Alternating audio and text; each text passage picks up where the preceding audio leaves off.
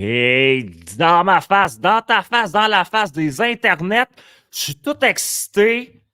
Là, j'ai ça là en avant de moi, ceux qui écoutent la version directe, vous voyez dans ma paume de main, vous voyez le nouvel outil de le précieux que j'ai réussi de chez Maono.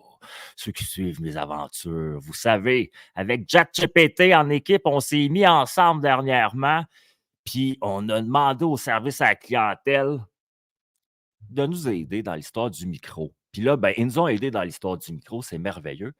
Et ce micro était complètement vierge, bien juste, et je l'ai essayé pour la première fois avec François Lemay, mon invité qui attend euh, en dehors du studio direct. Puis là, ben, c'était tout un moment magique, tu sais. J'ai pu sortir mon nouvel objet, puis là, lui, il a pu me dire ah, ça marche bien. Puis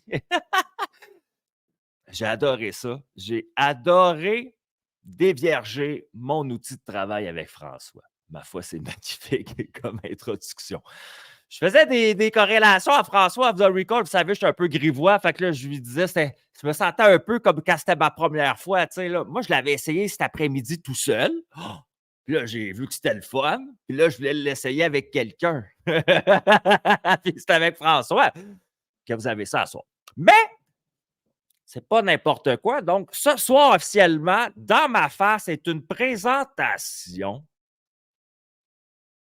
de Maono. Je mets en commentaire, voyez-vous, vous allez voir apparaître bientôt ceux qui sont là en show en direct. Allez voir le lien. Allez voir la boutique en ligne de chez Maono. Allez voir les différents kits qu'ils ont pour les podcasteurs. Hein? On sait qu'il y a des compagnies d'outils de podcast comme les micro-shirts, des choses comme ça. Des fois, c'est un petit peu plus dispendieux. Puis là, il y a des compagnies qui travaillent fort à faire des produits similaires un peu à moindre coût, dont Maono. Ils font des kits de podcast complets avec les micros, avec un studio en ligne pour ton son, avec une console. Tu peux t'amuser. Il y en a dans le blanc, dans le noir. Ils ont des couleurs. Allez sur le lien que je vous ai mis. Allez faire votre magasinage là. Allez voir peut-être ce que ça donne. Et si vous achetez quelque chose, c'est la première fois de ma vie que je fais ça. C'est vraiment hot. Vous utiliserez le code promotionnel en majuscule dans ma face. Vous allez avoir 10 de rabais. Fait que si vous aimez avoir un micro pas trop cher, puis surtout avoir un service à la clientèle, vous savez, là, moi, avec mon histoire, ils se sont mis en équipe avec moi. Ça, je trouve ça sharp. Puis pour ça, je les encourage. Amen. Deuxième chose, c'est sérieux, je ne parlerai pas de Guillaume Lemay-Tivierge ce soir. Fait que c'est drôle de dire que j'en parlerai pas. Fait que j'en ai-tu parlé ou j'en ai pas parlé? Posez-vous la question à ça. Maintenant, François Lemay. Qu'est-ce qui arrive avec François Lemay? Pourquoi je l'ai comme invité? Ça a été cancellé la dernière fois. Il arrive des choses dans la vie des gens. Je veux dire, il me book d'avance, puis il arrive quelque chose dans sa vie personnelle ou familiale à ce moment-là, puis il fait en sorte qu'il ne peut pas être là. Puis c'est ce qui est arrivé la dernière fois. Moi, je ne suis pas trop dans l'ego de dire ah, en bon québécois, ça m'a chié dans la pelle, puis laisse donc faire. Moi, je suis assez bon joueur dans la vie, surtout quand la personne prend la peine de s'excuser. Voyez-vous comment c'est magnifique ce que je vous dis? Dans le sens que c'est même pas de sa faute à lui, nécessairement, mais la personne, elle se responsabilise de un, elle ne se victimise pas de deux, puis elle fait un mea culpa de trois. C'est mature, c'est adulte. Puis pourquoi tu ne dirais pas à cette personne-là après, go for it, donne-moi une autre date où tu es libre? Peut-être pas tout le monde qui raisonne comme moi, mais moi, je te le dis, en partant dans la vie, je suis en équipe avec le monde. Moi, j'essaie de me mettre en équipe avec le monde. Moi, c'est sûr, j'étais un peu naïf. Ma mère me disait quand j'étais jeune, là, pour Nathan, tout le monde est gentil, tout le monde il est beau, tout le monde il est gentil. Mais moi, j'essaie de me dire que dans la vie, on ne va pas juste m'envoyer des trous de cul dans ma vie pour rien, puis qu'il arrive des situations aux gens, puis que des gens, des fois, ils ont des parcours, des croyances, peu importe, là, je parle dans toute relation professionnelle, collaborateur, mon voisin de palier. Essayons de se dire en partant dans la vie, mettons, bon, mettons, je me mets en équipe avec l'autre. Qu'est-ce que ça peut donner? Ça peut donner des grandes choses. Je vais vous le dire parce que François Lemay, c'est un bon exemple de ça. François Lemay, à un moment donné, c'est un gars, j'avais jamais entendu parler de lui de ma Christie de vie. Puis un matin, je faisais rien qu'entendre parler de lui de ma Christie de vie. Il était partout sur mes réseaux sociaux. Il avait levé la main. Il avait rassemblé du monde. Il avait dit: «J'ai de quoi de fucking gros que je veux faire. Embarquez-vous avec moi». Puis il l'a fait.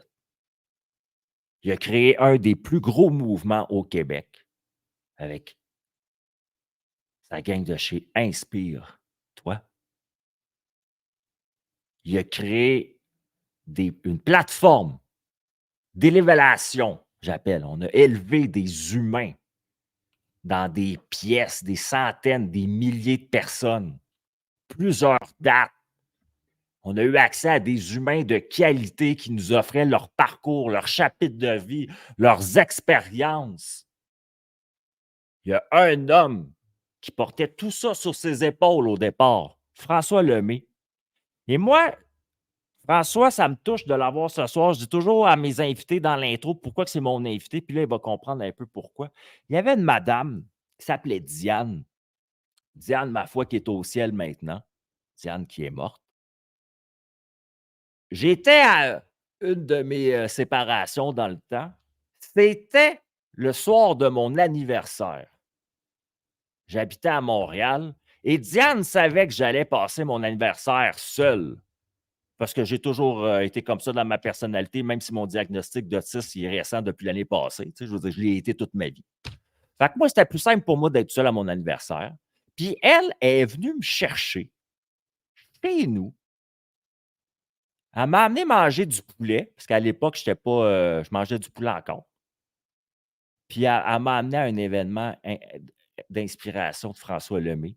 Puis il y avait des centaines de personnes qui étaient là, qui étaient debout. Il y avait de l'énergie. Puis j'ai passé un des plus beaux anniversaires de mon existence. Et pour ça, François est mon invité ce soir. Wow! Ah, Quel ça beau va. souvenir, mon ami. Vraiment. Puis un beau clin d'œil à Diane qui est en haut, qui m'a aidé en fait à écrire mon tout premier livre en plus. Hein? Tout est toujours parfait. C'est Diane qui m'a Wow! donné un coup de pouce aussi à ce moment-là. Ça me fait plaisir d'être là, mon cher. Je trouve ça vraiment cool. De un, que tu sois là. Puis de deux, je trouve ça vraiment cool dans la vie de réaliser qu'il y a comme des fils un peu Tellement. invisibles au-dessus de la tête des gens, puis on est interconnectés. Tu sais, cette madame-là, Mm. elle a participé à ton livre. Mais moi, elle m'a amené manger du poulet à ma fête. Tu Tellement. sais, c'est comme. Exactement. Puis là, elle nous écoute, mais d'un autre point de vue aujourd'hui. Tu sais que sans aucune gêne, pendant qu'elle ne peut pas dire que c'est vrai ou pas vrai, je vais dire à tout le monde qu'elle m'a déjà même prêté de l'argent, cette dame-là. À un moment donné, j'avais une grosse facture à payer, importante. Puis, drôlement, je vais te dire ça, là, François, tu vas trouver ça spécial, mais tu la connais, tu sais. Ben oui. Elle m'a écrit un soir sur Facebook: Nathan, as-tu besoin d'aide? Wow. Et là, j'ai répondu: oui, mais je comprends pas. Elle dit: mon patron m'a dit que tu avais besoin d'aide. Puis j'ai expliqué ma situation. Puis quelques minutes plus tard, elle me faisait un virement Interac. Incroyable. Des anges J'en comme ça. reviens pas. Mhm. C'est un ange terrestre un peu. Tellement. Tellement. Mais là, François, tu es une personnalité publique et connue dans le milieu de la croissance personnelle, j'appellerais, hein? Mhm. De l'élévation de l'humain, de la conscience. Beaucoup de gens comme moi savent un peu à partir des mouvements d'inspiration que tu as créés et tout ça. Après ça, avec les livres, après ça, avec les ateliers, les formations. On peut te suivre sur Internet aussi. Tu es quelqu'un qui livre beaucoup de contenu positif d'une manière qui est quand même assez constante et régulière depuis des années. Ouais. Ce qui fait différent de beaucoup d'autres contenus qu'on a sur nos médias sociaux qui sont plutôt négatifs. Même dans des moments de polémique mondiale où il y a eu des pandémies, des choix difficiles, j'ai remarqué que tu avais beaucoup été dans la neutralité. hein, dans le pont, j'appelle, entre les gens. Ce que je trouve notable. Et ma question pour toi, François, sachant tout ça, c'était quoi ton plus grand rêve quand tu étais petit garçon, toi? Moi, je voulais être Patrick Roy.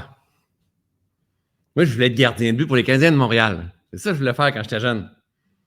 Toi, tu voulais être un goaler de la Ligue nationale? Non, je voulais être Patrick Roy. Tu voulais être lui? Oui, je voulais être lui. Je voulais pas être goaler de la Ligue nationale. Moi, je voulais être Patrick Roy. Donc, moi, dans ma chambre, là, quand j'étais jeune, j'avais des posters de Patrick Roy, qui est un gardien de but. Hein. J'avais des posters de Patrick Roy et des posters de Samantha Fox. J'avais les deux. Mais tu voulais pas être les deux. Tu voulais être Patrick Roy qui couche avec Samantha Fox. C'est à peu près ça. Exactement. Oh, wow! Donc, c'est ça. Exact. Donc, je pense jamais j'aurais pensé faire le travail que je fais. Là. Vraiment pas. Là. Vraiment pas. Puis, mettons, t'as des enfants, toi. Ouais, 2. Ils ont quel âge, tes enfants? 18 et 12. 12, j'aime ça. OK. 12, c'est ton gars, ça? 12, c'est ma petite fille, puis 18, c'est mon gars. Dans le 18 ans, moi, à la naissance de mon gars, c'est là que j'ai fait mon pivot d'éveil. Et il y a 18 ans. Ton gars que j'ai vu faire des tours de magie sur Internet, il y a 18 ans maintenant. Il est rendu à 18 ans. Ben voyons! Oui, c'est rendu un homme. Il vient d'avoir son auto, là. Oh my God! Ah ouais, il est rendu un grand bonhomme, là. De magie, puis tout ça, je suis comme... Oh, wow! OK. Donc, 12 ans. Bon, mettons, tu regardes, là, ta fille, elle a 12 ans. Fait que là, tu te ramènes à son âge. Quand toi, tu avais 12 ans, tu étais un petit gars, là. C'était quoi ta personnalité de petit gars? C'était quoi ton environnement? C'était quoi ta vie, un peu, de petit gars? Moi, en fait, j'ai eu la chance exceptionnelle où est-ce que j'habitais quand j'étais jeune. J'habitais dans un rond-point où est-ce que c'était toutes mes amis, toutes les maisons, il y avait du monde de mon âge et quand que je terminais l'école, on sortait dehors avec les buts de hockey, puis on s'en allait jouer au hockey dans la rue. Tu comprends? Fait qu'on pitchait les bâtons en plein milieu, puis là, après ça, on s'échangeait les bâtons pour faire des équipes, puis devine où est-ce que j'étais, moi? J'étais gardien de but. Donc, puis avec des petites pads que je m'étais arrangé, puis tout ça, moi, je jouais dehors tout le temps. Mais la personnalité que j'avais, je te dirais, j'avais une personnalité le fun, un peu comme j'ai aujourd'hui, mais j'avais vraiment pas d'estime ni de confiance en moi. Ça veut dire que dès qu'on mettait de l'attention sur moi, dès qu'il y avait de la pression là, de quelqu'un de supérieur, je m'effaçais, mais avec mes amis, j'avais du fun, mais j'avais pas d'estime, j'avais pas de confiance, je me connaissais pas, en fait, à ce moment-là. T'étais pas de leadership né, là, mettons. Non. La gang, là, mais il était là sans m'en rendre compte, tu sais, j'ai pas travaillé tant que ça, mon leadership, j'ai juste appris à me connaître avec le temps et je force pas rien aujourd'hui. Aujourd'hui, c'est là, j'ai appris à me connaître avec le temps, mais avant, là, c'était pas ça pantoute, à part dans le sport. À part quand que je jouais au hockey ou dans d'autres où je jouais au volleyball un petit peu plus loin. Là, tu prenais ta place. Je prenais ma place, je prenais de la place, puis je prenais ma place. Ah, puis même si j'avais pas d'estime, j'avais une grande gueule. Moi, j'ai toujours eu une grande gueule quand même, tu sais. J'avais une grande gueule, là, tu sais, mais à part ça, j'avais comme peur, là, tu sais, j'ai jamais brassé à l'école. Ouais. Quand tu dis grand gueule, là, c'est deux affaires, ça. T'étais-tu une grand gueule en sens que t'étais une pie qui arrête pas de jacasser ou t'étais une grand gueule comme moi, t'étais baveux des fois, même avec le monde? Un peu baveux. J'étais pas une grand gueule qui arrêtait pas de jacasser, j'étais une grande gueule qui arrêtait pas de se vanter. Ça veut dire que moi, si je jouais au hockey, puis je faisais un arrêt, là, tu sais, si je mettais de la moutarde, là, puis je faisais sentir la poque ou la rondelle à tout le monde, là, faisait chier à la limite. Même au volleyball, quand j'ai joué pas mal, j'ai joué assez haut au volleyball, c'est comme, tu sais, la grosse tête qu'on dit, là, mais c'était moi. C'est comme quand je fais du sport, je tombe dans mon élément. C'est comme un outil d'influence, en fait, de l'autre côté que je me servais. Mais à l'opposé, en sortant du sport, oublie ça, je n'étais plus le même gars. Oh, wow! Ouais. Oh, wow! Fait que tu avais, sur le terrain, tu développes une personnalité un peu arrogante, mais en même temps, ça déstabilise les adversaires. Puis en plus, t'es un gars qui a du talent, j'imagine, dans le sport, si t'es sportif et t'aimes ça. Puis t'es un gars, je sais pas, c'est une question, parce que là, oui, plus tard, mais quand t'étais jeune, t'étais-tu un gars d'équipe? J'étais un gars d'équipe. Ouais, j'étais un gars d'équipe. J'étais un gars d'équipe, puis j'étais un gars compétitif aussi. Puis oui, j'étais bon. Fait que, puis en même temps, c'est une façon de venir chercher ma confiance, mais en même temps, ça pouvait mettre l'autre en beau tabarnak de l'autre côté qui avait envie de... Mais ça me dérangeait pas, ça faisait déstabiliser, puis c'était comme... tu sais, dans mes chums, c'était tout reconnu. Mon surnom, c'est Coco, moi. Coco, Chris m'a te battre. C'est comme... quand j'étais là-dedans, je jouais à ça. Puis après ça, je ressortais, mettons, à l'école. On dirait que je prenais vie quand je m'en allais au gymnase, que ce soit le badminton, le volleyball, le hockey, n'importe quoi. Moi, je prenais vie là, mais tu me mettais au pédagogique, mettons, la formation, l'école, les textes et toutes les mathématiques, tout ça. J'avais pas d'intérêt. Donc, j'avais l'impression que je n'étais pas bon, qu'il me manquait quelque chose, que j'avais pas beaucoup confiance quand le prof me parlait. J'étais chanceux parce que les profs m'aimaient, tu sais, j'ai ben, privilège pas dans le mur, ils faisaient pas exprès, genre mettons, hey François, il n'y aura pas la bonne réponse, mais le ridiculiser dans toute la classe. Là. Non.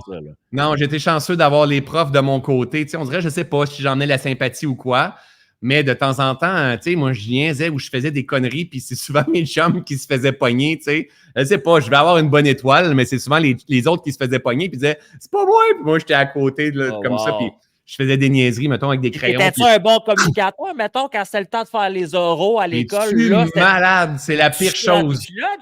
Ah non, mais je manquais l'école. Je voulais pas. C'est comme, non. C'était les plus grandes peurs que je pouvais avoir, celle de parler en public, parce que j'avais peur d'être rejeté, j'avais peur d'être critiqué, j'avais peur d'être pointé. C'est comme, on mettait le focus sur moi. Et là, j'avais pas d'estime, j'avais pas de confiance, puis j'étais pas très bon à l'école. Donc, là, tu te sens tellement écouté que tu veux pas jaser. Non, honnêtement, là, j'en faisais quasiment des maladies. Là. Je voulais pas me présenter à l'école, il n'y avait pas rien. C'était comme...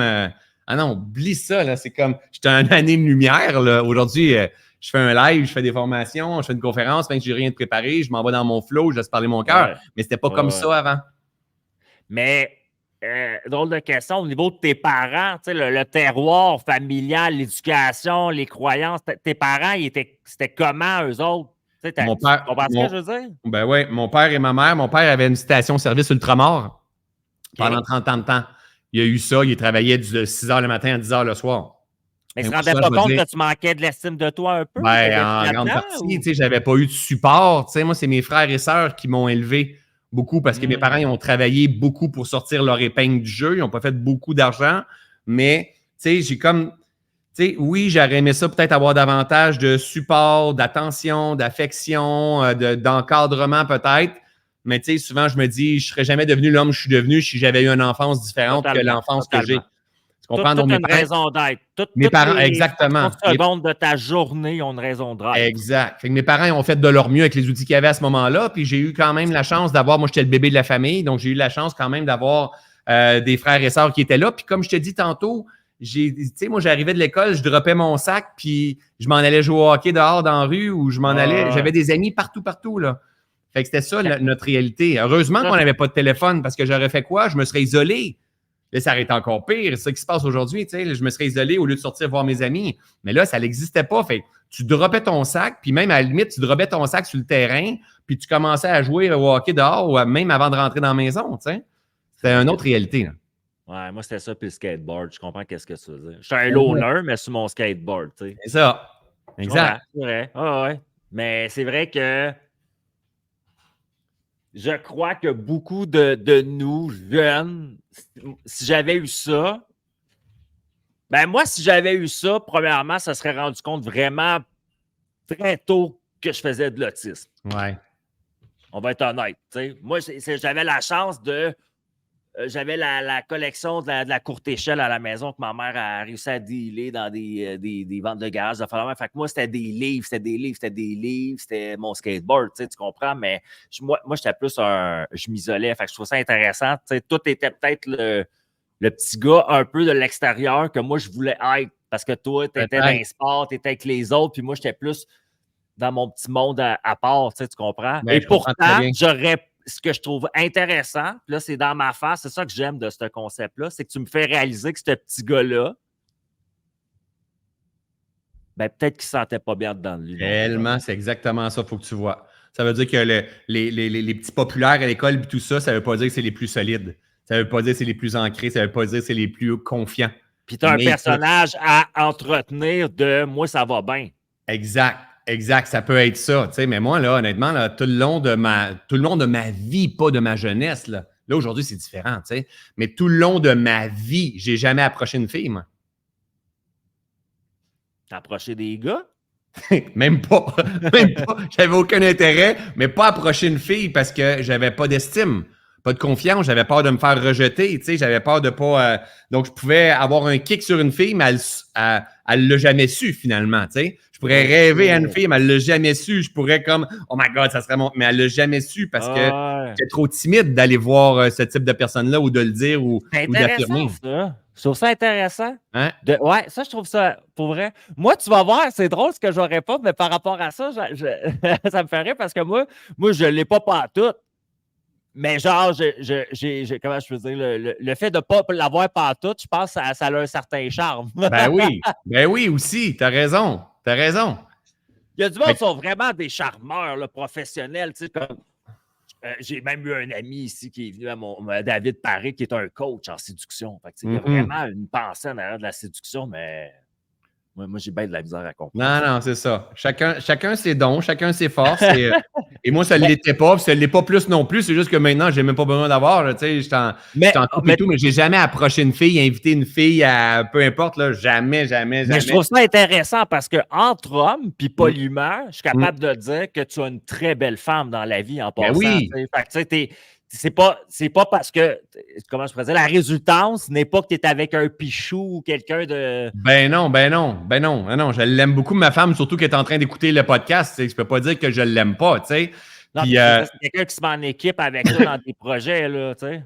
Non, je suis privilégié, je suis béni d'avoir une femme complice comme ça, puis autant dans sa beauté intérieure et extérieure, d'une femme qui travaille sur elle, qui se guérit, qui se nettoie, qui évolue, c'est comme, non, j'ai un privilège énorme, mais en même temps, c'est aussi l'équivalent de ma fréquence, c'est aussi l'équivalent de ce que je cultive aujourd'hui, là, tu sais. Des fois, c'est pas juste pour aller cogner, des fois, quand t'attires... Ce n'est pas de la chance, c'est non. Comment je pourrais dire, la réception de ce que tu aimais. Exactement. C'est l'équivalent de ma vibe. On dit ce que tu cherches, te cherche. C'est exactement ça. Mais ça, on revient un peu en arrière. Là, on a jasé de tout, tu étais jeune. On sait un peu que tu étais un sportif baveux sur le terrain, mais pas à l'extérieur. Que de parler devant toute la classe, c'était peut-être pas toi le préféré là-dedans. Tu t'en sortais bien quand tu faisais de la merde, par exemple, ce qui démontre quand même une intelligence assez rapide. Puis, mais adolescent. Ouais. Adolescent, là, ça, justement, là, ça a continué tout ça, là? Ou là, c'est encore la même affaire ado. Je n'étais pas capable plus de parler en public. Pas plus capable d'approcher des filles. Cependant, là, je performais dans le sport, tu sais, j'étais pas mal le meilleur dans ce que je faisais à l'école. Donc, veux pas, j'attirais l'attention. C'est ma façon d'aller chercher de l'amour, de la reconnaissance à ce moment-là, tu sais. Bon. Donc, j'attirais l'attention. C'est bon, tu as une attention positive automatiquement vers toi qui... Exact. Fait que là, j'attirais les filles qui, exemple, dans ce temps-là, c'était le volleyball, tu sais. Fait que j'attirais les filles dans l'autre équipe de volleyball, puis tu sais, c'est comme ça que j'ai sorti mon épingle du jeu. Puis moi, très tôt, j'ai commencé à travailler. Donc moi, j'ai rapidement, tu sais, je viens d'une famille vraiment travaillant. Fait que j'ai rapidement mis les deux mains dedans, puis j'ai commencé à livrer le journal, commencé à laver et à cirer des voitures. J'ai commencé à faire dès que j'ai eu mon auto, travailler, faire de la livraison, avoir 2-3 jobs. Et pas être un bébé gâté, là, comme on non, pas du tout. Et la valeur du travail, puis de ce que tu gagnes, puis tout ça. Tellement. Là. Et en faisant ça, je faisais partie de ceux et celles qui pouvaient s'acheter des choses plus vite que toutes les autres.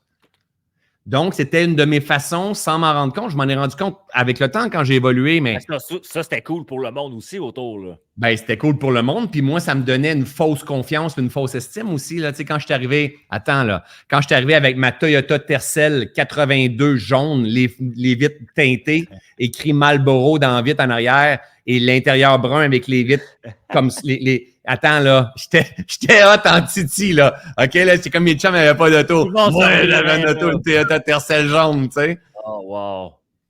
Mais c'est ça. Wow. Fait que là, c'est d'autres mécanismes que j'ai développés avec le temps. Puis après ça, j'ai changé d'auto rapidement, puis tout. C'est comme, j'ai pas travaillé mes bases, ma confiance, mes croyances, ma compréhension de moi-même. Ça n'a pas venu là. C'est comme, tu sais, je regarde mes enfants. Là, mes enfants sont tellement privilégiés par la vie.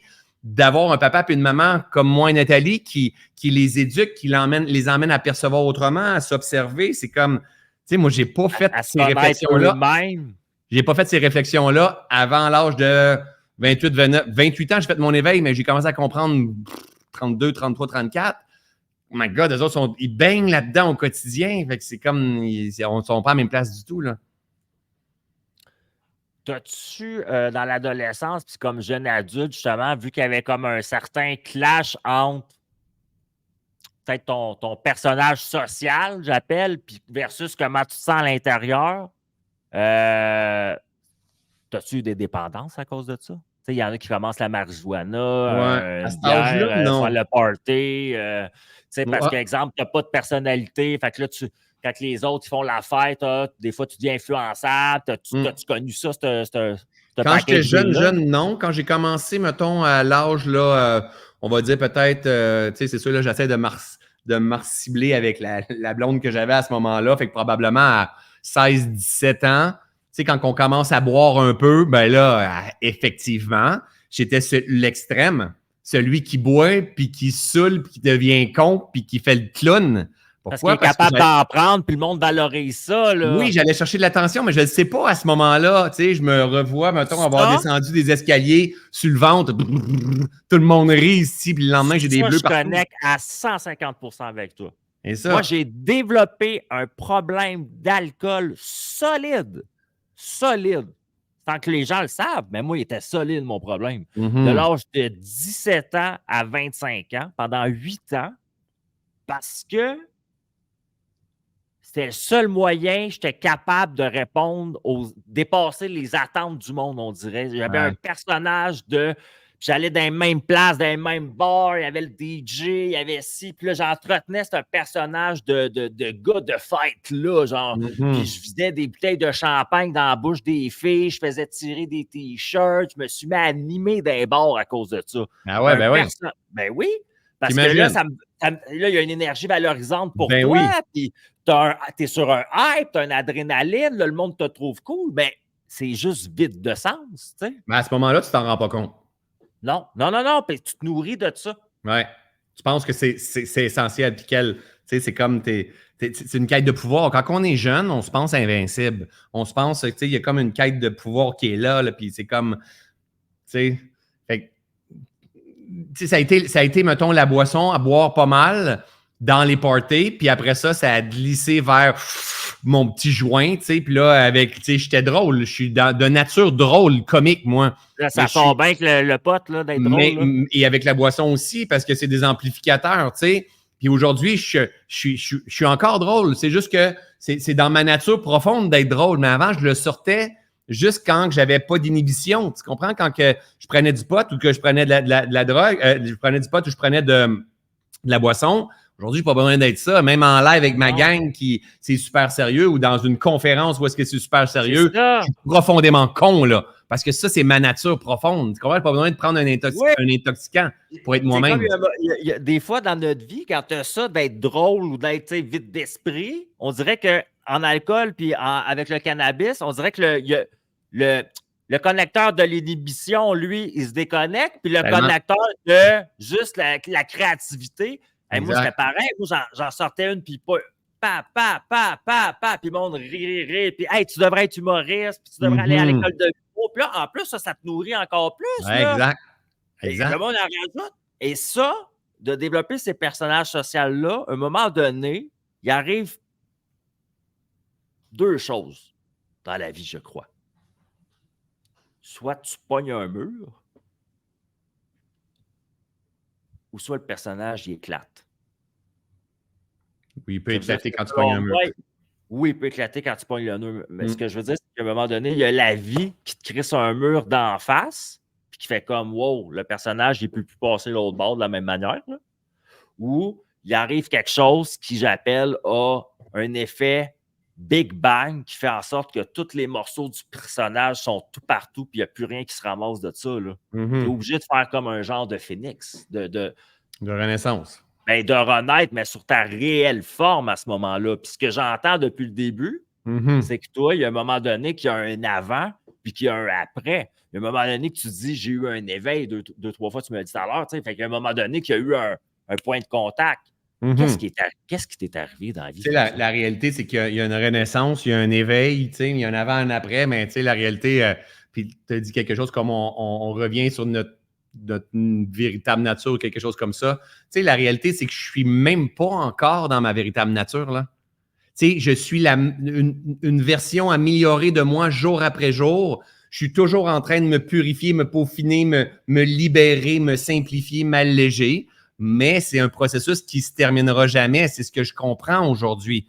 Donc, il faut que je sois vigilant sur mon ego, mon orgueil, mes souffrances, mes blessures, mes envies, mes addictions, mes aversions. Il y a tellement de choses. C'est ce que j'enseigne aujourd'hui.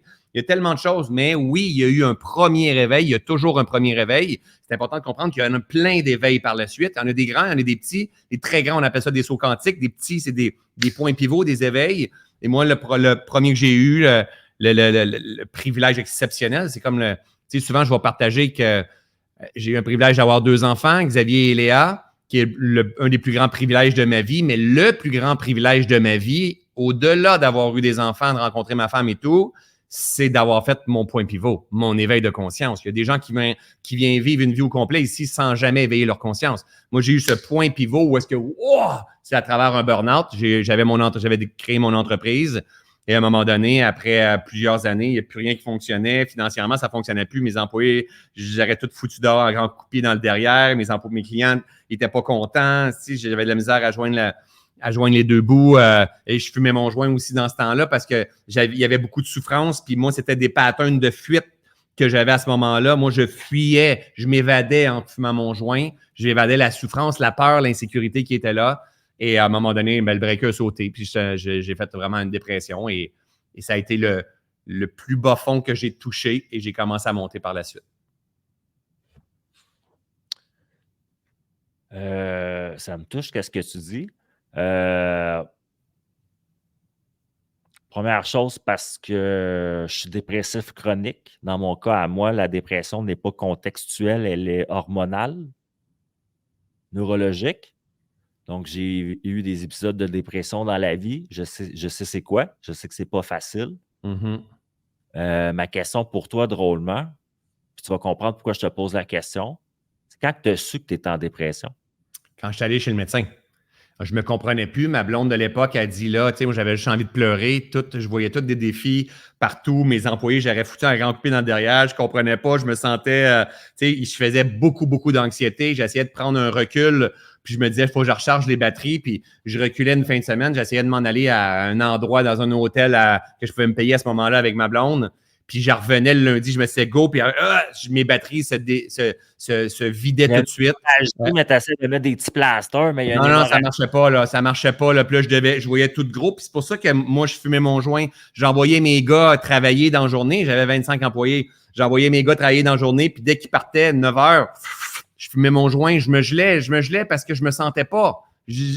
C'était les schémas, j'avais pas d'outils. Mon père, ma mère, mes frères, mes sœurs, personne ne comprenait ce qui était en train de se vivre. Puis on retourne à, aujourd'hui, c'est avec du monde comme toi, du monde comme moi qui partage sur le web, c'est plus compréhensif le burn-out. On comprend mieux c'est quoi le burn-out ou une dépression ou des problèmes de santé mentale. De l'extérieur, on peut être plus à l'affût, au moins de nos proches. Exact. Mais avant, si on retourne de 18 ans, tu as des problèmes dans la tête, ça marche pas. C'est comme, attends un peu là. C'est comme, c'était pas vu, c'était pas accepté, c'était pas compris comme aujourd'hui. Donc, je me sentais encore plus isolé. Puis une des choses qui amplifie le burn-out, le symptôme de dépression, c'est l'isolement. Donc, je me sentais isolé, sans ressources, avec 25 employés. Je savais même pas si j'allais être capable de les payer. Il y avait beaucoup de pression au travers de tout ça. Et tu sais, là, à un moment donné, je suis allé faire des diagnostics chez le médecin, puis à un moment donné, je ne m'attends pas à ça qu'elle va me dire ça. Puis après ça, elle m'a refait venir, puis elle dit, François, avec tous les tests, avec tout ce que je vois sur toi, c'est bien de valeur, mais c'est une dépression que tu fais. Et pour moi, c'est comme si on avait pris un 2x4, puis on m'avait snappé en plein milieu du front. On m'a dit, attends un peu, là, tu fais une dépression. Puis là, je ne connaissais pas personne à ce moment-là qui avait fait ça. Moi, je viens d'une famille de travaillants. Donc, pour moi, c'était un échec, là.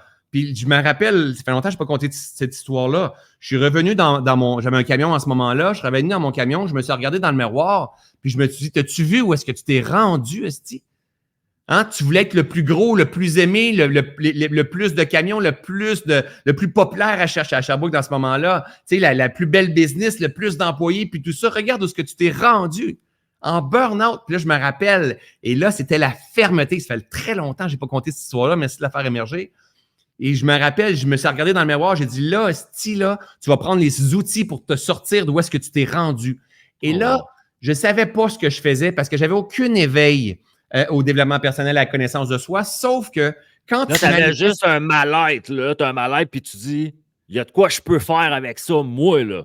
J'ai un mal-être, je suis frustré et je me regarde dans le miroir puis j'ai dit, là, tu vas prendre les outils pour te sortir d'où est-ce que tu t'es rendu. Je suis toute seule dans mon auto. Je me rappelle dans quel parking, où exactement je suis. Et le soir, et là, moi, à ce moment-là, je ne crois pas à Bouddha, là, Krishna, Jéhovah, Tonka, Toyota. Je ne crois pas à rien. Là. Je ne suis même pas là-dedans. Conférencier, développement personnel, croyance, c'est tout des mots que je ne connais même pas à ce moment-là de mon existence. Et le soir même que je reviens à la maison avec ce diagnostic-là, puis j'étais avec ma blonde en ce moment-là, il y a une annonce à la télévision qui est, à ce moment-là, quelqu'un qui est populaire, qui s'appelle Pierre Morancy, qui a écrit un livre qui est « Demandez, vous recevrez ». Il est au vieux clocher de Magog. Il y a une petite pub de 40 secondes à la télévision et ça me parle. Et je fais comme « Waouh ». Et je me suis ramassé dans la salle au vieux clocher de Magog et ça a été le début d'une nouvelle aventure. Mais le fait de me regarder dans le miroir puis d'avoir la ferme intention aujourd'hui, je le comprends. J'ai canalisé mon énergie avec frustration, avec colère de dire « Là, tu vas prendre les outils pour te sortir d'où est-ce qu'il est là. » Et là, j'ai manifesté des influences dans ma vie et je suis passé à l'action par la suite. Et là, ça a été le chemin de l'éveil, mais la réalité, c'est que ma dépression, pour moi, elle a duré environ 7 ans. Donc, c'est pas du jour au lendemain, là, ça, cette affaire-là.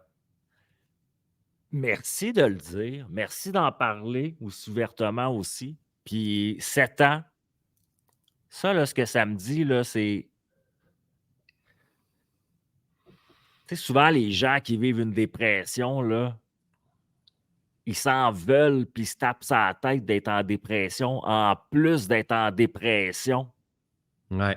Ça l'aide pas, ça. Puis ça peut aussi, comme François le dit si bien, là, tout le monde, là, tu sais, tant mieux si tu règles ta dépression en 6 mois, 1 an dans la vie. On souhaite à tout le monde que ça soit rapide, là, tu sais. Mais aussi, ce que j'entends, c'est que donne du temps au temps, à un moment donné aussi. Tellement. Dans la vie. Donne-toi du temps, donne-toi de l'amour, donne-toi de la douceur. Tu sais, quand tu as dit tantôt, si tu tapes dessus parce que tu es en dépression et tout ça, mais ça, c'est le truc pour que ça dure 7 ans. Tape-toi dessus, rejette ta dépression, maudis la vie, maudis ce que tu es en train de vivre. Sois dans culpabilité pour ce que tu es en train de vivre. Ça, c'est la recette parfaite pour que ça dure 7 ans. 8 ans, 9 ans, 10 ans. Souvent, en conférence, je vais dire... l'accepter, tu sais, faut s'accompagner dans notre guérison. C'est simple, il faut s'accompagner dans notre guérison. Si c'était à recommencer aujourd'hui, jamais de la vie, ça va prendre 7 ans. C'est ce qui fait que je suis devenu l'humain que je suis devenu, là. Hein? C'est ce qui fait que je me suis mis à comprendre l'esprit humain, son potentiel, les mécanismes biochimiques dans le corps, de tout comprendre les tensions, l'attention, la concentration, ce qui m'a emmené sur la méditation, sur la pleine conscience. C'est tout le chemin que j'ai marché, là. Tu sais, c'est comme 7 ans, c'est beaucoup. Moi, mais attends, pour faire naître ce que j'expérimente aujourd'hui, est-ce que c'est si long que ça? Il y a une raison pourquoi c'était 7 ans. Parce que je n'avais pas les mécanismes, je n'étais pas mature, je répétais des choses, j'amplifiais. C'est comme si tu manges un maudit gros coup de poing dans la cuisse. Puis là, imagine, tu es fragile. Tu es fragile. Ouais. Puis à chaque fois que tu es fragile, tu te dis, comment ça que je suis fragile? Tu te redonnes un coup de poing, tu es encore fragile. Tu cries après toi-même. C'est ça. Puis là, c'est mental. Donc, à chaque fois que tu te remets un gros stress, ou tu ne veux pas de stress, ou tu te tapes dessus, ou tu te critiques, ou tu as peur de la vie, tu amplifies tout ce burn-out, cette dépression-là. Puis le problème, c'est qu'on finit par se programmer à tout ça. Et on n'a plus de capacité adaptative, fait qu'on s'isole. Et l'isolement, bref, on pourrait partir bien creux là-dedans. Fait en fait, l'affaire, c'est qu'il faut éveiller notre conscience puis s'accompagner dans notre guérison. Et ça prendra le temps que ça prendra. Et tantôt, quand tu as parlé de 6 mois, non, oubliez ça, là. Oubliez ça. Soyons réalistes. Ça ne prend pas 6 mois de se guérir d'un burn-out. Et quand que j'ai un burn-out, ou une dépression, quand je dis 7 ans, je n'avais pas les mêmes symptômes l'année 1, l'année 2 et l'année 7. C'est juste que l'année 7, je pouvais avoir des coups fragiles de temps en temps. Je devais être vigilant parce que je pouvais glisser.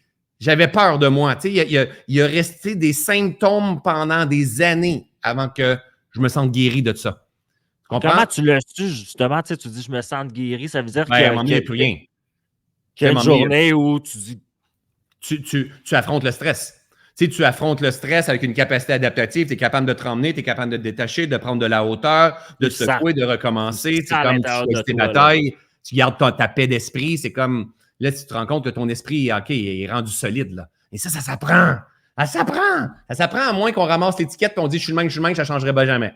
Hein? Et là, il est là mon combat à moi. Tu sais. C'est comme d'expérimenter quelque chose, c'est OK. Maintenant, la question est, est-ce que tu as la ferme intention d'apprendre à te guérir ou d'apprendre à vivre avec? Et ça va peut-être challenger des gens. Mais moi, dans ce que je partage, c'est comme il y a de la guérison possible. Ça peut prendre 25 ans, ça peut prendre 3 ans, mais il y a une guérison possible. Et le but, c'est pas qu'il reste rien demain matin. Le but, est-ce que tu peux améliorer d'1%, de 3%, de 5%, de 7%? Si tu améliores, là, attends, ça change ta vie. Là. Et plus que ça change ta vie, tu commences à avoir des résultats. Tu dis, oh my God, c'est possible. Là, tu commences à ouvrir ton amour, ta paix, ta foi, ta grandeur. Tu t'ouvres à ce monde de possibilités-là et tu deviens un exemple pour plein de gens qui pensaient que c'était impossible parce que les autres étaient comme ça. Et bref, c'est une longue quête, ça, mais moi, j'en fais beaucoup mon combat parce qu'on entend de tout et son contraire dans le domaine. Tu en fais son combat. Il y a beaucoup de bons et de mauvais, justement, dans le domaine. On entend beaucoup de choses. Comment ça s'est passé le jour que tu as décidé que tu allais aider des centaines, voire des milliers, voire des millions de personnes à se sentir mieux dans la vie? Comment qu'un gars, tu comprends-tu, que ça fait 7 ans qu'il est dans la dépression, qu'il a son bagage de vie, que lui déjà a amené là, sa propre barque dans la vie, fait OK, je pourrais juste être bien moi dans mon existence, puis c'est correct, puis j'y aurais le droit, tu sais. Mais là, je décide d'amener ça à un level où je veux que les autres se sentent bien. C'est quoi qui arrive? Comment ça en fait, ce qui se passe, c'est qu'à un moment donné, quand tu commences à appliquer des choses, tu te rends compte que ta vie, elle change. Et moi, dans mon cas, ça a été de la frustration, ma guidance, hein, dans le sens que je suis devenu frustré du fait que personne ne m'avait enseigné ça. Frustré du fait que mes parents ne m'avaient pas enseigné ça, frustré du fait que l'école ne nous enseignait pas ça. Et bien sûr, comme bien d'autres chercher ça tout partout dans des livres, puis des ateliers, puis des formations, puis ici les bouddhistes, puis ici un conférencier européen, exact. Tony Robbins, puis là, toi, tu te fais ta science pour te sentir mieux. Puis là, tu te dis, il devrait avoir quelque chose, nous, qui nous est fourni comme humains. Tout le monde a un manuel de comment se sentir bien, Chris. C'est ça. Fait que moi, j'ai ressenti ça. Disons, pourquoi le gouvernement ne le fait pas? Pourquoi mes parents ne l'ont pas fait? Pourquoi? Puis à un moment donné, quand tu commences, pour certaines personnes, tout conspire à nous ramener à la reconnexion. Tout le temps. Et là, en vivant ça, c'est une contraction, c'est une souffrance, c'est grosse résistance. Il y a un éveil qui se passe. Puis là, ça a commencé à faire « Mais moi, j'aimerais ça parler de ça. » Sauf qu'est-ce qui était là derrière? Moi, je ne parle pas en public. Et souvent, Ça, c'est encore vrai à l'époque, c'est ça? Là? Ben non, je ne parle pas en public, mais le désir de partager le message, il est là, mais en face, c'est mes plus grandes peurs qui soient. Oh shit! Je comprends tellement ce que tu veux dire. Il est comme, là, j'ai un message à passer. Là, je sais que c'est moi qu'il faut qu'il passe le message, mais là, je veux pas le micro. Je veux pas le micro, j'ai peur de parler en public, sauf que l'appel en dedans de moi est beaucoup plus forte, énorme, mais j'ai beaucoup d'audace, j'ai de la folie, hein, j'ai beaucoup d'audace et j'ai décidé de réserver le vieux clocher de Magog pour ma première conférence et j'ai invité mes clients que j'avais en paysagement à ce moment-là, mes employés, mes chums, mes parents, ma famille, et j'ai donné ma première conférence qui fut un véritable flop. Et ça fait partie de mon histoire aujourd'hui, par contre. Mais ça a été un énorme challenge et j'ai abandonné après. Hein, j'ai arrêté parce que c'est pas fait pour moi. Je suis pas fait pour parler en public. J'ai pleuré, les dents m'ont collé dessus, les gens ont ri, les gens ont parti durant la conférence. C'était un flop monumental, mon affaire. Et puis là, je suis devenu, je fais l'histoire courte, mais je suis devenu profondément triste de pas continuer à faire ça parce que j'étais passionné de développement personnel et j'avais envie de partager. Et encore une fois, derrière le désir de prendre ma place puis d'aider, il y avait aussi un grand besoin d'amour et de reconnaissance. Comme j'avais quand j'ai travaillé, comme j'avais quand je faisais dans le sport. Hein, il y avait beaucoup un grand schéma de performance en avançant, un grand besoin d'amour et de reconnaissance en avançant, mais j'en étais pas conscient. J'étais dans mon chemin, j'en étais pas conscient et que je voulais faire ça pour prendre la place, pour partager mon message parce que je veux vous dire, je veux vous éveiller. Et en faisant ça, je faisais peur à tout le monde. Mais c'est pas grave, ça fait partie de mon chemin, ça aussi. C'est pour ça Parce qu'en vous disant de vous aimer, vous allez m'aimer de vous avoir dit de vous aimer, tu sais. Aussi, ou quand vous allez écouter mon message, c'est sur moi que l'attention va être. Tu comprends? Sans m'en rendre compte, c'est indirect. Tu sais, tout ça, ça a pris un certain temps. Je l'ai tiré longtemps, ça, cette affaire-là. Aujourd'hui, je suis privilégié parce que est-ce que tu sentais un peu comme ça quand c'était les mouvements? Est-ce que tu avais cette énergie-là un peu de faire... Indirectement, oui. C'est pas, je te dirais pas en conscience. Je n'étais pas conscient et comme j'arrive à l'être aujourd'hui, j'étais peut-être conscient en décalage. Donc, après une couple de mois, j'étais conscient de ce que je faisais. Là, maintenant, c'est différent parce que là, je suis conscient dans l'instant de ce que je fais. Moi, je comprends ce que tu veux dire parce que même quand je faisais le Smile Movement, tu sais, mettons, au départ, moi, le fait de m'exposer, il y a quelque chose que j'aime pas là-dedans parce que ça vient avec un genre de reconnaissance puis de merci des gens qui me rend inconfortable de nature. Mais à un moment donné, c'est que ça a fait l'inverse. C'est qu'à un moment donné, ben là, les radios, la télé, Jean-Marie Lapointe, là, je vends des trucs. Mais là, le monde, ils me disent t'es fin, t'es beau puis t'es fin, t'es beau puis t'es fin. Mais là, Chris, c'est un piège de l'ego. Ben oui.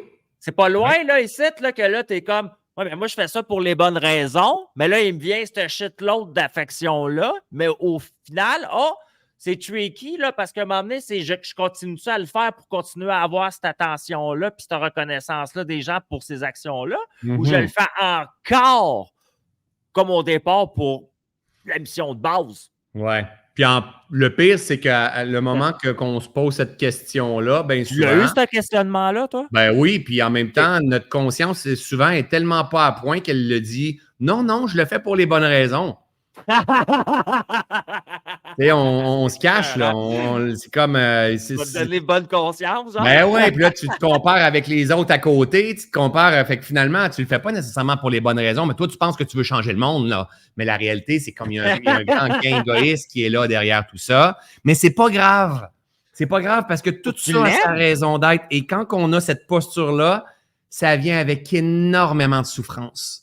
Et il va y avoir de la résistance dans les objectifs, dans les résultats, Pourquoi? Parce que tu attires l'équivalent en résonance de clientèle, de monde, de prospérité, et c'est OK. Et c'est pour ça qu'aujourd'hui, tu sais, j'ai fait du chemin, là. Je fais du chemin dans ma libération, dans ma vérité, dans mon authenticité. C'est pour ça qu'aujourd'hui, moi, mes histoires que je partage avec ma gang qui me suivent, c'est pas des histoires de v'là 7 ans, de v'là 12 ans, c'est des histoires de maintenant. Oui, c'est ça, je comprends. Et le fait d'être vulnérable maintenant fait que je ne monte pas dans mon ego. Parce qu'avec ce que je vis sur le web, ça serait tellement facile dans mon posture d'avoir la grosse tête puis de dire que moi, là, tu sais, j'ai comme...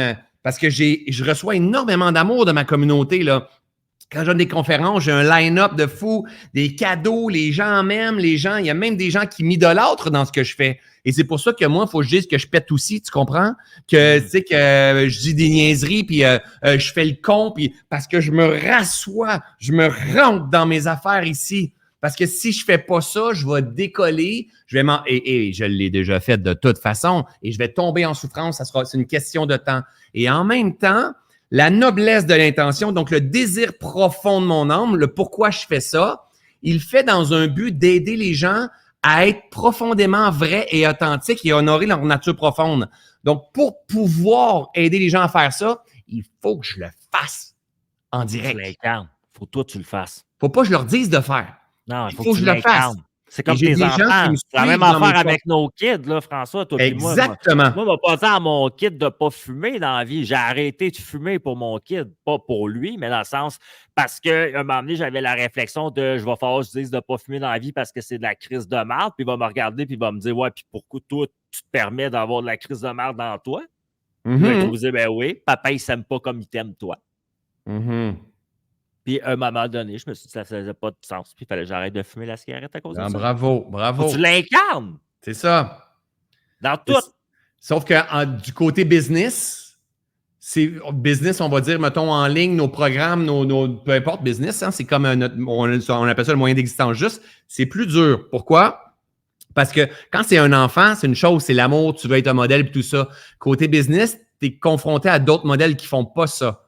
Et d'autres modèles qui tout a l'air beau, tout a l'air parfait. Tu sais, c'est comme salut! Et là, tout shine, là. Fait que de dire, en ce mardi, ça va pas bien à cause de telle raison, puis je me sens le même.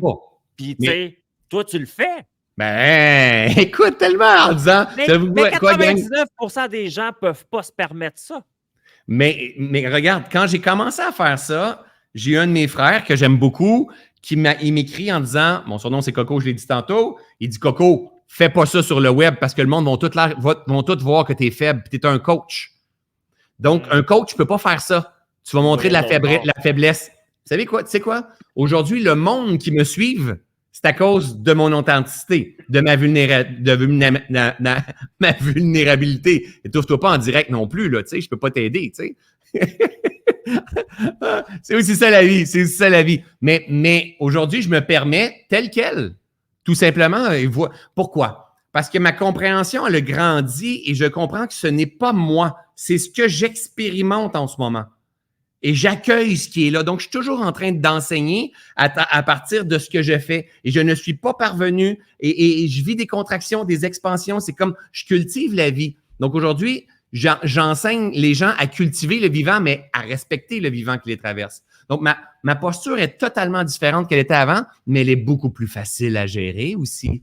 Parce que moi, je ne suis pas en train de dire je suis parvenu, puis pour vous pas, je suis en train de dire tout change, gang. C'est la vie, c'est comme on est en fluctuation. Donc, mon modèle, il est rendu beaucoup plus léger maintenant. Et je suis beaucoup plus en paix. C'est ce que j'aime de la vulnérabilité dans la vie. Excuse-moi. C'est ce que j'aime de ça parce que au moment où tu es vulnérable et authentique dans la vie, je trouve que tu n'as plus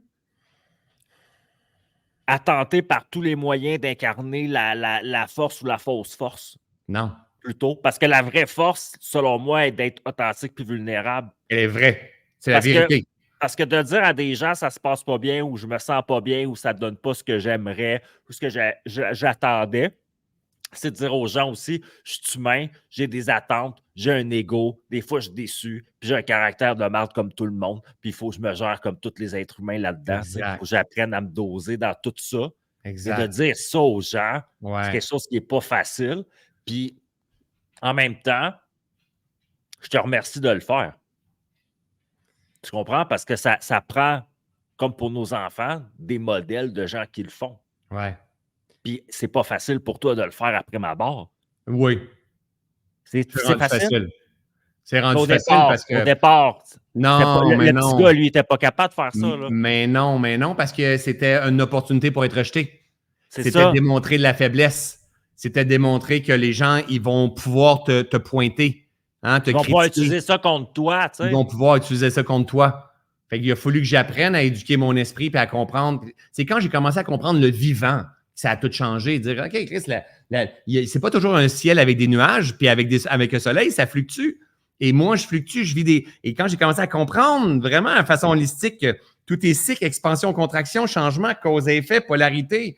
OK, j'ai dit, pourquoi j'essaie de créer un monde où est-ce que tout est beau puis que je shine ou que tout est parfait? Tu sais, c'est comme, non, c'est comme, c'est aussi ça. C'est vrai que je peux être comme ça, c'est vrai que je peux être comme ça. Puis en même temps, plus je m'accueille, plus je me guéris, plus je me libère. Et l'autre chose que j'ai compris aussi, c'est que quand que je parle de ma vérité, OK, peu importe que je sois dans le pattern de performance, que je cache, que je monte, que je vole, que n'importe quoi, peu importe si je parle de ma vérité, le message que je porte, que ce soit de l'incohérence ou que ce soit de la cohérence, il crée résonance. Et la personne qui est en train d'écouter le message, elle fait comme « il est comme moi, lui ». Mon histoire, les gens n'en ont rien à foutre. Mais quand je compte mon histoire, les esprits qui sont là, qui écoutent, ils se font une histoire avec mon histoire. Et là, ils vibrent. Là, ils font comme « Ah, ils me parlent. » Combien de fois dans mes lives, on a l'impression que tu parles à moi à soir. Parce que mon histoire crée résonance. Sauf que si j'essaie d'être parfait et démontrer, la vibration que j'ai, c'est incohérence. Et l'autre bord, il fait comme, elle C'est sait pas, incohérent. il y a de quoi, je la sens pas, cette personne-là. Oui, et là, puis ça a un impact oh, énorme dans nos ventes, ça a un impact énorme dans le soutien de notre c'est communauté. vibratoire, puis les gens C'est ne se rendent pas vibratoire. compte de ça, là. C'est vibratoire.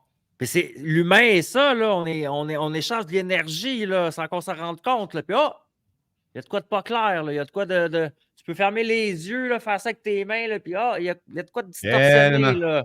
Tellement. Mais ça, il y a des gens qui te font cet effet-là dans la vie. Ce que je veux dire, c'est qu'il y a des gens dans la vie que j'ai rencontrés qu'il y avait une image très précise d'elle. Puis lorsque je suis dans la pièce, puis là, qu'il y a comme l'énergie entre nous deux, puis je le sens, il y a de quoi de Ben oui. pas clean, tu sais. Puis les gens vont dire, c'est-tu mon intuition, mon gut feeling? Exact. Ce qu'il faut comprendre, c'est que son incohérence va faire émerger une incohérence en dedans de toi. Et toi, c'est dans les sensations. Et toi, dans tes sensations, tu n'aimeras pas ce que tu sens. Et là, tu vas penser que c'est ton feeling, mais c'est sa résonance qui a créé une résonance et elle va te repousser. Il y a un moment que tu comprends ça change tout. Ça change tout. Fait que si, mettons, tu travailles à quelque part, puis à chaque fois qu'un de tes collègues de travail, il vient, tu pognes une crampe dans le ventre, il y a une raison, là. Il y a quelque chose dans sa vibe qui déclenche ta vibe. Mais le problème, c'est pas lui. C'est lui, il réveille tes souffrances. Il réveille tes ombres. Il réveille ce qui est déjà là à l'intérieur de toi. J'adore ça. Comme ça s'est passé dans le COVID. Il ouvre le breaker. En fait, il ne peut sortir de nous que ce qu'il y a en nous.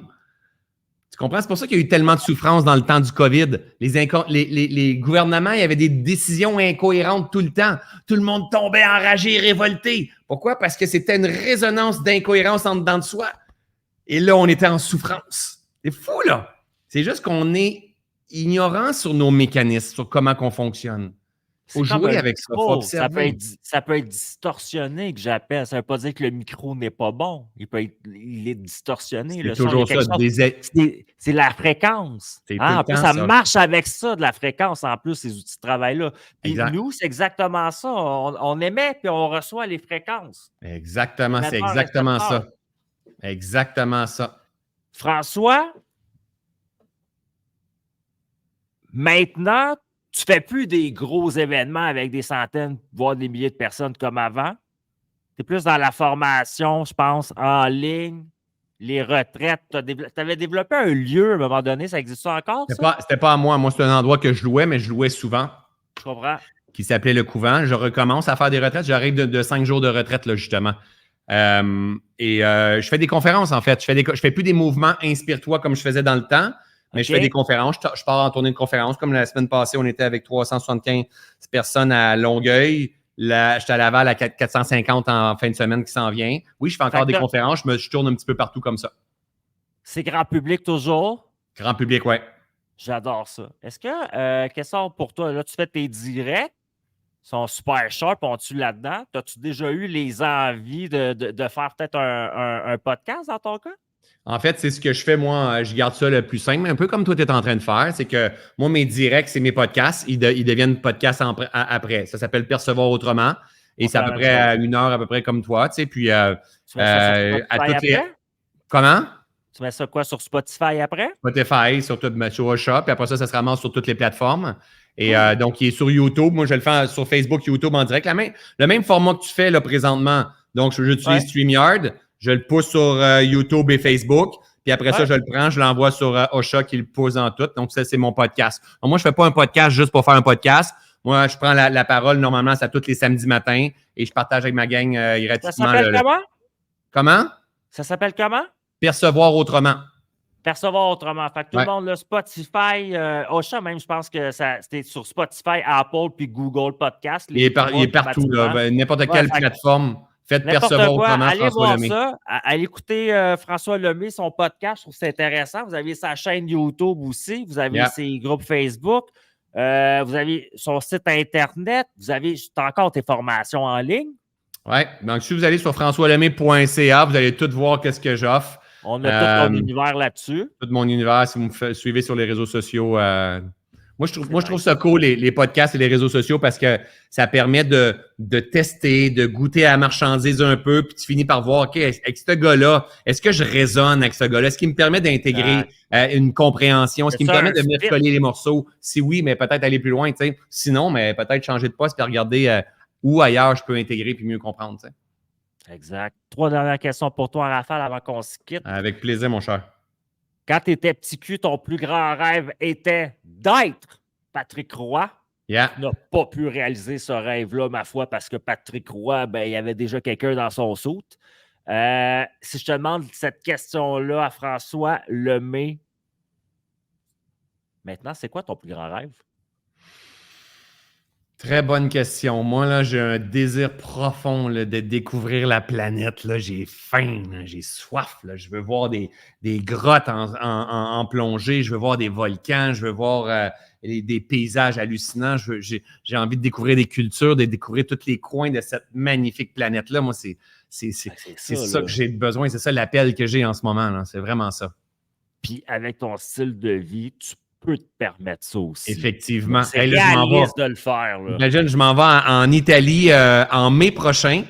Mon livre sort en italien, fait que je vais arriver dans une librairie en Italie. Et là, c'est comme, wow, c'est génial, c'est hallucinant. Là, on est transcrit en plusieurs langues. Ça, c'est cool, c'est le rêve qui se manifeste, tu comprends? Donc, oui, le style de vie qu'on a, mais c'est des choix qu'il faut faire parce que pour ça, il faut arrêter de vouloir faire des conférences tout le temps ou faire des formations. Fait qu'il faut que j'ai peu pour être en mesure d'avoir davantage d'espace, tu sais. C'est une question de choix, c'est ça. Exactement. Parfait, ça. Donc, ça, c'est ton plus grand rêve en ce moment. Si.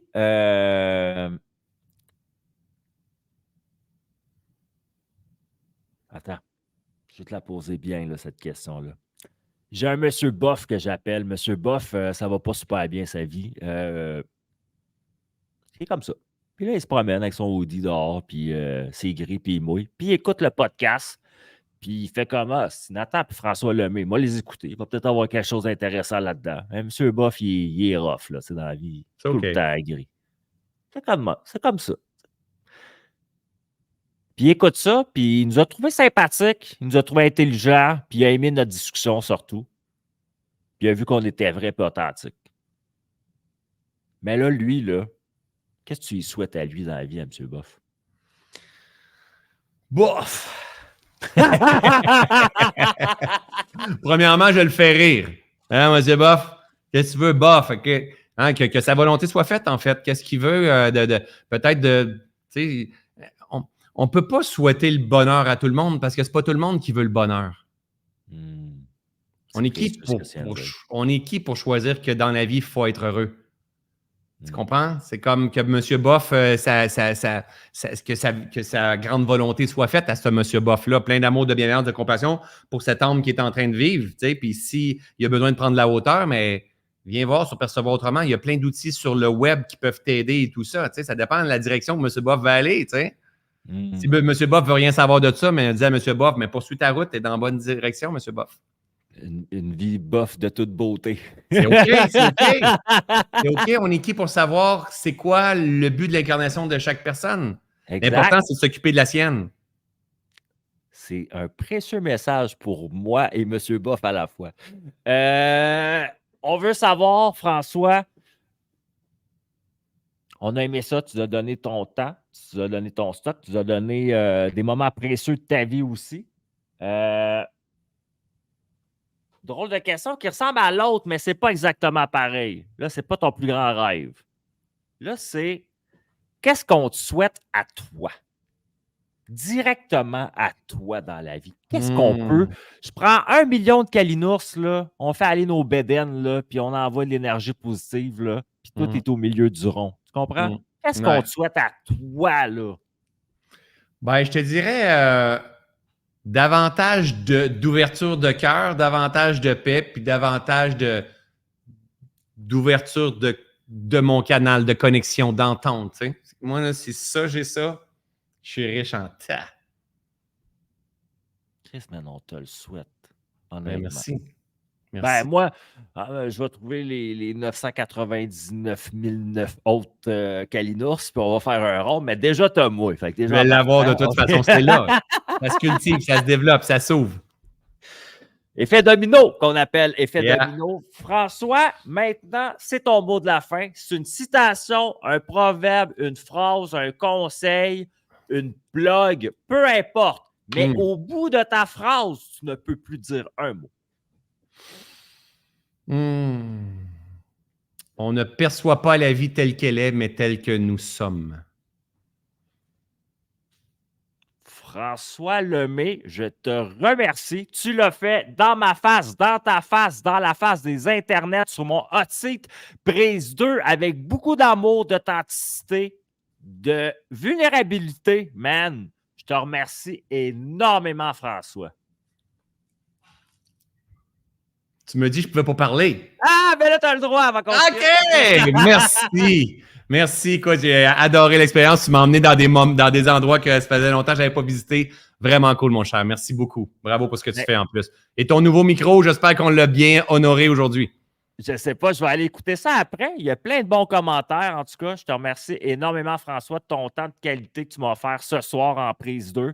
Là, moi, je te souhaite une belle fin de soirée, du bon temps avec ta famille. Merci. Salue ta femme, embrasse ta fille sur le front, donne un boum à ton gars. Je vous aime, je vous adore et on se parle un peu plus tard, toi et moi.